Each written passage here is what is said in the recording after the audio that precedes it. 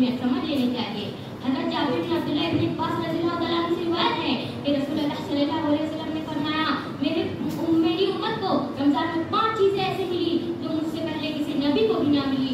पहली चीज कि रमजान की पहली रात को अल्लाह अपने बंदों पर रहमत की नजर फरमाता है, और अल्लाह जिस पर अपनी रहमत की नजर फरमाता है उसको कभी आजाद नहीं देता। दूसरी चीज कि रोजा रखने की वजह से शाम के वक्त जो हमारे मुंह से बू आती है, जो भूख और प्यास की वजह से होती है, वो अल्लाह के नजदीक मुश्क से भी बेहतर की बू है। तीसरी चीज, फरिश्ते दिन रात रोजेदारों के लिए मग़फ़िरत की दुआएं करते हैं। चौथी चीज, अल्लाह जन्नत को हुक्म देते हुए इरशाद फरमाएगा कि मेरे नेक बंदों के लिए मुज़य्यिन हो जा, बहुत जल्दी की वो मुशक्कत से मेरे करम में राहत फरमाएंगे। पांचवा कि अल्लाह ताला रमजान की आखिरी रात को अपने बंदों को मग़फ़िरत फरमाता है। ये कहकर मैं अपनी आखिरी बात खत्म करता हूँ कि हमें रमजान का खूब एहतमाम करना चाहिए और हमें ये ख्याल रखना चाहिए कि रमजान का एक लम्हा भी ज़ाया न हो जाए।